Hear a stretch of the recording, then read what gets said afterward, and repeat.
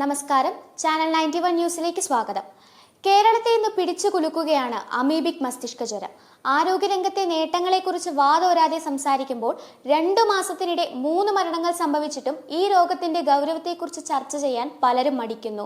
ലോകമെമ്പാടും 361 കേസുകളാണ് ഇതുവരെ റിപ്പോർട്ട് ചെയ്യപ്പെട്ടിട്ടുള്ളത്. ഇന്ത്യയിൽ 16 കേസുകൾ. ഇപ്പോൾ കേരളത്തിലാകട്ടെ 2 മാസത്തിനിടെ 3 മരണങ്ങൾ. കേരളത്തിലെ അമീബിക് രോഗബാധിതരുടെ പശ്ചാത്തലത്തിൽ വലിയ ആശങ്കയാണ് സംസ്ഥാനത്ത് നിലനിൽക്കുന്നത്. അമീബിക് മസ്തിഷ്ക ജ്വരം ഉയർത്തുന്ന ഭീഷണി കേരളം ഗൗരവത്തിലെടുക്കേണ്ട ഒന്ന് തന്നെയാണ്. 2 മാസത്തിനിടെ 3 കുട്ടികൾ ഈ രോഗം ബാധിച്ച് മരിച്ചിട്ടുണ്ട്. ഫറോക്ക് സ്വദേശിയായ 7ാം ക്ലാസ് വിദ്യാർത്ഥി മൃദുൽ കഴിഞ്ഞ ദിവസമാണ് ഈ രോഗം ബാധിച്ച് മരിച്ചത്. കണ്ണൂർ സ്വദേശിനിയായ 13-കാരി ദക്ഷിണ അമീബിക് മസ്തിഷ്ക ജ്വരം ബാധിച്ച് മരിച്ചത് കഴിഞ്ഞ മാസമാണ്. മലപ്പുറം ജില്ലയിലെ 5 വയസ്സുകാരിയായ ഫത്വ ഇതേ രോഗം ബാധിച്ച് മരിച്ചത് മെയ്യിലാണ്. കെട്ടിക്കിടക്കുന്ന വെള്ളത്തിൽ കുളിക്കുന്നതും വെള്ളത്തിൽ ഡൈവ് ചെയ്യുന്നതും പരമാവധി ഒഴിവാക്കുക. വാട്ടർ തീം പാർക്കുകളിലെയും സ്വിമ്മിംഗ് പൂളിലെയും വെള്ളം കൃത്യമായി ക്ലോറിനേറ്റ് ചെയ്ത് ശുദ്ധമാക്കുക തുടങ്ങിയ നിർദ്ദേശങ്ങൾ ആരോഗ്യവകുപ്പ് നൽകുന്നുണ്ട്. കേരളത്തിൽ ഈ രോഗം ആദ്യമായി റിപ്പോർട്ട് ചെയ്തത് 2016 ആലപ്പുഴയിലാണ്. അതുമുതൽ 7 വർഷത്തിനിടെ 6 പേർക്ക് മാത്രം ബാധിച്ച രോഗമാണ് ഇപ്പോൾ 3 കുട്ടികളുടെ ജീവൻ എടുത്തിരിക്കുന്നത്.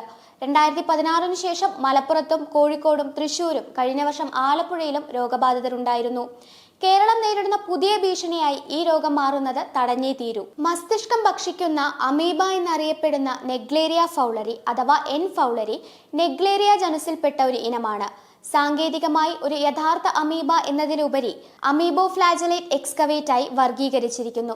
സ്വതന്ത്രമായി ജീവിക്കുന്ന ഈ സൂക്ഷ്മാണുക്കൾ പ്രാഥമികമായി ബാക്ടീരിയയെ പോഷിപ്പിക്കുന്നു. പക്ഷേ മനുഷ്യരിൽ ഇത് രോഗകാരിയാവാം. ഇത് വളരെ അപൂർവവും പെട്ടെന്നുള്ളതും കഠിനവും മാരകവുമായ മസ്തിഷ്ക അണുബാധയ്ക്ക് കാരണമാകുന്നു.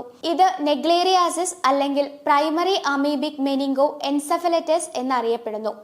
ചുടുനീരുറവകൾ, വ്യാവസായിക അല്ലെങ്കിൽ വൈദ്യുത നിലയങ്ങളിൽ നിന്നുള്ള ചൂടുവെള്ളം പുറന്തള്ളൽ, ജിയോതെർമൽ കിണർ വെള്ളം, മോശമായ പരിപാലിക്കപ്പെടാത്തതായ കുറഞ്ഞ അളവിൽ ക്ലോറിനേറ്റ് ചെയ്തതോ ആയ നീന്തൽക്കുളങ്ങളിൽ ഇത് സാധാരണയായി കാണപ്പെടുന്നു. മണ്ണിലും വെള്ളത്തിലും അധിവസിക്കുന്ന ഒരു ഖനനമായ നൈഗ്ലേറിയ ഫൗളറി ഉണങ്ങിയതും അസിഡിറ്റി ഉള്ളതുമായ അവസ്ഥകളോട് സെൻസിറ്റീവാണ്. കൂടാതെ കടൽ വെള്ളത്തിൽ അതിജീവിക്കാൻ കഴിയില്ല. മിതമായ ഉയർന്ന താപനിലയിൽ അമീബ വളരുന്നു. വേനൽക്കാലത്ത് അണുബാധ ഉണ്ടാകാനുള്ള സാധ്യത കൂടുതലാണ്. 46 ഡിഗ്രി സെൽഷ്യസ് അഥവാ 115 ഡിഗ്രി ഫാരൻഹീറ്റ് വരെ താപനിലയിൽ വളരാൻ കഴിവുള്ള ഒരു ഫാക്കൽറ്റേറ്റീവ് തെർമോഫൈലാണ് എൻ ഫൗളറി. ഭക്ഷണം എന്ന നിലയിൽ ധാരാളം ബാക്ടീരിയകൾ അടങ്ങിയ ചൂടുള്ള ശുദ്ധജലം അമീബകൾക്ക് അനുയോജ്യമായ ആവാസ വ്യവസ്ഥ നൽകുന്നു. കൃത്രിമ ജലാശയങ്ങൾ, പ്രകൃതിദത്തമായ ആവാസ വ്യവസ്ഥകൾ, മണ്ണുള്ള പ്രദേശങ്ങൾ എന്നിവ അമീബിക് അണുബാധകൾ ഉണ്ടായിട്ടുള്ള സ്ഥലങ്ങളിൽ ഉൾപ്പെടുന്നു. എൻ ഫൗളറി അതിന്റെ ഭക്ഷണം കഴിക്കുന്ന മറ്റു വേട്ടക്കാർ ഇല്ലാതാകുമ്പോൾ തഴച്ചു വളരുന്നു. അതായത് താപമലിനീകരണം പോലുള്ള മനുഷ്യന്റെ അസ്വസ്ഥതകൾ എൻ ഫൗളറിയുടെ വിഭവശേഷിയുള്ള എതിരാളികളെ ഇല്ലാതാക്കുന്നതിലൂടെ അവയുടെ സമൃദ്ധി വർദ്ധിപ്പിക്കുന്നു എന്നതാണ്. എൻ ഫൗളറി അടങ്ങിയ വെള്ളം മൂക്കിലൂടെ ശ്വസിക്കുമ്പോൾ അണുബാധകൾ ഉണ്ടാവാറുണ്ട്. അത് മൂക്കിലേക്കും ഘ്രാണനാഡികളിലേക്കും പ്രവേശിക്കുകയും രോഗലക്ഷണങ്ങൾ പ്രത്യക്ഷപ്പെടുന്നതിന് 1 മുതൽ 12 ദിവസം വരെയും ശരാശരി 5 വരെയും എടുക്കും.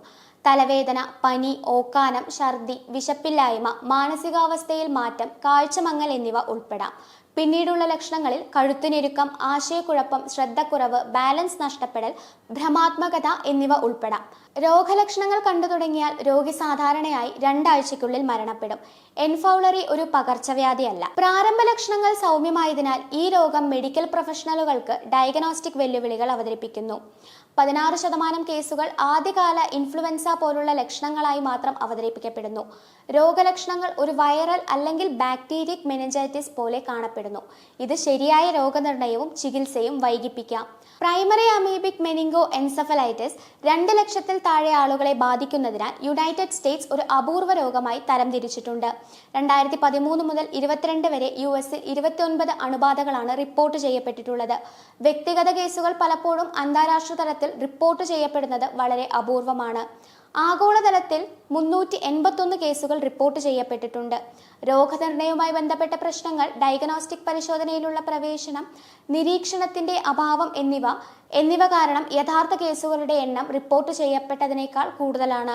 അതേസമയം അമീബിക് മസ്തിഷ്ക ജ്വരം ചികിത്സിക്കാൻ വിദേശത്തു നിന്നും ഒരു മരുന്നുകൂടി ആരോഗ്യവകുപ്പ് ഇടപെട്ട് എത്തിച്ചിട്ടുണ്ട്. ജർമ്മനിയിൽ ഉൽപ്പാദിപ്പിക്കുന്ന മിൽട്ടിഫോസിനാണ് എത്തിച്ചത്. ഇതോടെ 7 ഇനം മരുന്നുകൾ ചികിത്സയ്ക്കായി ഉപയോഗിക്കാൻ തുടങ്ങി. ബുധനാഴ്ച മരിച്ച മൃദുലിന് ഈ മരുന്ന് നൽകിയെങ്കിലും രോഗം കൂടിയതിനാൽ പ്രതീക്ഷിച്ച ഫലമുണ്ടായില്ല. രോഗം പൂർണ്ണമായും നിയന്ത്രണ വിധേയമാക്കാൻ കഴിയുമെന്നാണ് വിദഗ്ധർ വിശ്വസിക്കുന്നത്. ജനങ്ങൾ ശ്രദ്ധാപൂർവം ആരോഗ്യ നിർദ്ദേശങ്ങൾ പാലിക്കുകയാണെങ്കിൽ കേരളം ഈ പ്രതിസന്ധിയെ വിജയകരമായി തരണം ചെയ്യുമെന്ന പ്രതീക്ഷ നിലനിൽക്കുന്നു.